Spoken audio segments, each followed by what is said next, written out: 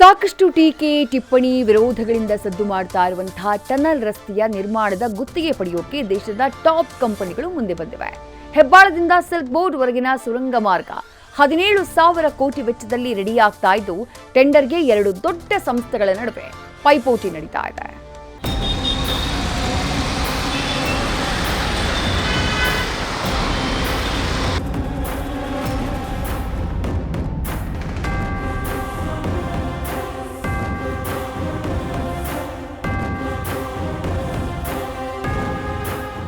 ಬಹು ನಿರೀಕ್ಷಿತ, ಬಹು ಚರ್ಚಿತ ಹಾಗೂ ಹೆಚ್ಚು ವಿರೋಧಿತ ಟನಲ್ ರಸ್ತೆ ಪ್ರಾಜೆಕ್ಟ್ ಈಗ ಮತ್ತೆ ಚರ್ಚೆಯಲ್ಲಿದೆ. ಆದ್ರೀಗ ಸುದ್ದಿಯಾಗಿರುವುದು ಟನಲ್ ತೆಗೆಯೋ ಪ್ಲಾನ್ ವಿಚಾರಕ್ಕಲ್ಲ, ಟೆಂಡರ್ ಪೈಪೋಟಿ ವಿಚಾರಕ್ಕೆ.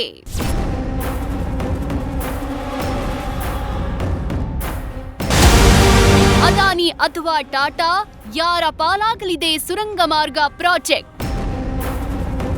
ಟನಲ್ ರಸ್ತೆಗೆ ಈಗಾಗಲೇ ಸಾಕಷ್ಟು ವಿರೋಧ ವ್ಯಕ್ತವಾಗಿತ್ತು. ನಿಮ್ಗೆಲ್ಲ ಗೊತ್ತೇ ಇದೆ, ಈ ಟನಲ್ ಬರೀ ಕಾರುಗಳಿಗೆ ಮಾತ್ರ ಅತಿ ಹೆಚ್ಚು ಟೋಲ್ ಶುಲ್ಕ ಕಟ್ಟಬೇಕು, ಈ ಟನಲ್ ಕಾಮಗಾರಿಯಿಂದ ಸಾಕಷ್ಟು ತೊಂದರೆಗಳಾಗುತ್ತೆ ಅಂತಾನೆ ವಿಶ್ಲೇಷಣೆ ಮಾಡಲಾಗ್ತಿದೆ. ಆದ್ರೆ ಇದ್ಯಾವುದಕ್ಕೂ ತಲೆಕೆಡಿಸಿಕೊಳ್ಳದ ಸರ್ಕಾರ, ಅದರಲ್ಲೂ ವಿಶೇಷವಾಗಿ ಡಿಸಿಎಂ ಡಿಕೆ ಶಿವಕುಮಾರ್ ನಗರದ ಜನತೆಗೆ ಸುರಂಗ ಮಾರ್ಗವನ್ನ ಕೊಟ್ಟೇ ಕೊಡ್ತೀವಿ ಅಂತ ಶಪಥ ಮಾಡಿದ್ದಾರೆ. ಇದೀಗ ಟನಲ್ ಪ್ರಾಜೆಕ್ಟ್ ನಿರ್ಮಾಣಕ್ಕಾಗಿ ಟೆಂಡರ್ ಕರೆಯಲಾಗಿತ್ತು. ಮೇನ್ ಬಿಡ್ಡಿಂಗು ಮುಂಚೆಯೇ ಪ್ರೀ ಬಿಡ್ಡಿಂಗ್ ಸಭೆ ನಡೆದಿದೆ. ಈ ಸಭೆಯಲ್ಲಿ ದೇಶದ 10 ಟಾಪ್ ಮೋಸ್ಟ್ ಕಂಪನಿಗಳು ಭಾಗಿಯಾಗಿದ್ವು ಎಂಬ ಮಾಹಿತಿ ಹೊರಬಿದ್ದಿದೆ. ವಸಂತನಗರದ ಬಿ ಸ್ಟೈಲ್ ಕಚೇರಿಯಲ್ಲಿ ಈ ಸಭೆ ನಡೆದಿದ್ದು ಅದಾನಿ ಗ್ರೂಪ್ ಹಾಗೂ ಟಾಟಾ ಸಂಸ್ಥೆಯ ಪ್ರತಿನಿಧಿಗಳು ಪಾಲ್ಗೊಂಡಿದ್ರು ಎನ್ನಲಾಗಿದೆ.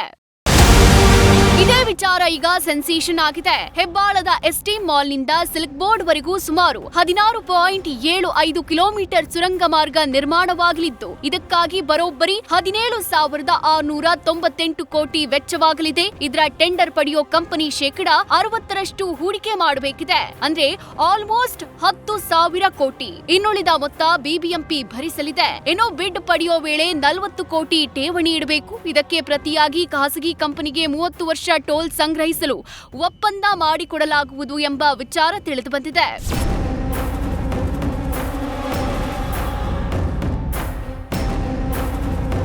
ಒಟ್ನಲ್ಲಿ ನಾನಾ ಗೊಂದಲದ ಮಧ್ಯೆಯೂ ಅದಾನಿ ಗ್ರೂಪ್ ಹಾಗೂ ಟಾಟಾ ಸಂಸ್ಥೆ ಅಷ್ಟೇ ಅಲ್ಲ, ಇನ್ನು ಹಲವು ಪ್ರತಿಷ್ಠಿತ ಕಂಪನಿಗಳು ಬಿಡ್ಡಿಂಗ್ನಲ್ಲಿ ಭಾಗಿಯಾಗ್ತಿವೆ. ಹಾಗಾಗಿ ಈ ಪ್ರಾಜೆಕ್ಟ್ ಯಾರ ಪಾಲಾಗುತ್ತೆ ಅನ್ನೋದೇ ಕುತೂಹಲ.